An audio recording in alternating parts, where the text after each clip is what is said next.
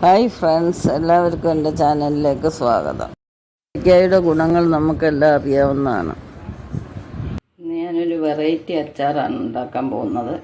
അതിനുവേണ്ടി കുറച്ച് പേരയ്ക്ക എടുത്തിട്ടുണ്ട്, 2 തക്കാളി എടുത്തിട്ടുണ്ട്, കുറേ കാന്താരി മുളക്, കുറച്ച് ഇഞ്ചി, എല്ലാം നന്നായിട്ട് അരിഞ്ഞെടുത്തിട്ടുണ്ട്.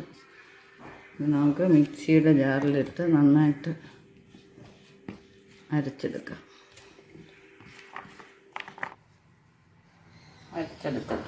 ഇത് നമുക്ക് എങ്ങനെ വേണമെങ്കിലും കട്ട് ചെയ്യാം, 4ആയിട്ടോ കുറുകെ എങ്ങനെ വേണമെങ്കിലും ഇഷ്ടം അനുസരിച്ച് കട്ട് ചെയ്യാവുന്നതാണ്.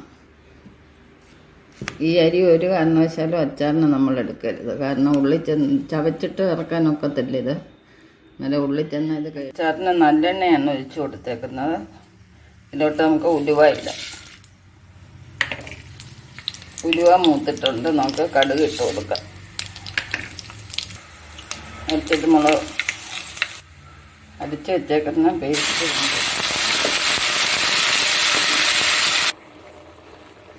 സ്വല്പം മഞ്ഞൾപ്പൊടി ഇടാം.